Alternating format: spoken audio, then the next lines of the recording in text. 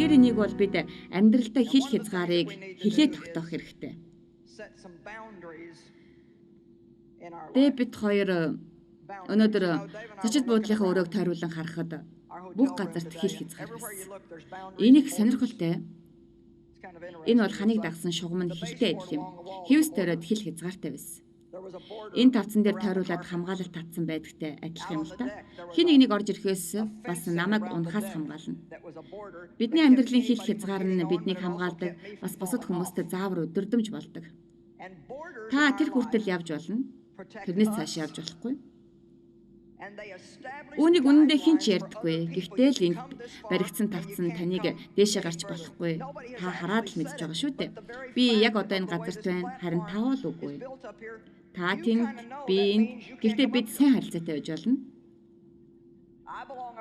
Таны хардаг далай тэнгис бүх зүйлд хил хязгаар байдаг. Хэрвээ далай тэнгис өөрийнхөө хил хязгаар дотроо байх юм бол агуу хүчрэх байдаг. Харин хил хязгаараа давах юм бол аюултай байдлыг бий болгодог. Тиймээс бид амьдралдаа хил хязгаартай байх хэрэгтэй гэдгийг ойлгож мэдэх нь туйлын чухал юм. Бурхны хүсэл, Бурхны үг бидний хил хязгаар байх үед бидний бүх зүйлээ сайн сайхан байх болно. Харин бид хил хязгаараа давах юм бол сайн сайхан байж чадахгүй. Хотыгоос өмнө би нэг ажил хийдэг байсан. Тэнд би тодорхой хугацаанд байх ёстой байлаа. Би тэнд маш олон зүйлийг сурсан.